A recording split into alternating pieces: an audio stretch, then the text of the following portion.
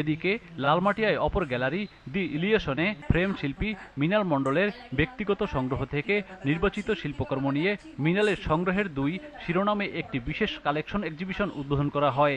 আজকে আমার দ্বিতীয় প্রদর্শনী, এতে ৭৫ জন শিল্পীর শিল্পকর্ম রয়েছে, ৯০টা কাজেরও বেশি আছে জায়গায়। তো এই জায়গায় আমার একটা কাজও স্থান পাইছে।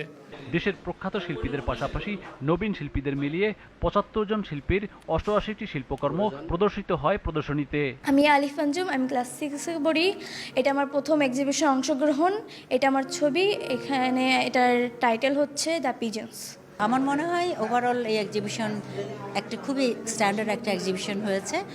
আর এই মৃণালকে দেখে আমি আশা করব যে আরও অনেকেই উৎসাহী হয়ে আমাদের এই মিডিয়ায় আসুক, ছবি সংগ্রহের পাশাপাশি ছবিকে ভালোবাসুক।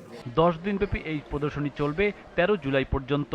প্রতিদিন বিকাল 4টা থেকে রাত 8টা পর্যন্ত সবার জন্য উন্মুক্ত থাকবে প্রদর্শনীটি। FM Baizid, GTV news, Dhaka.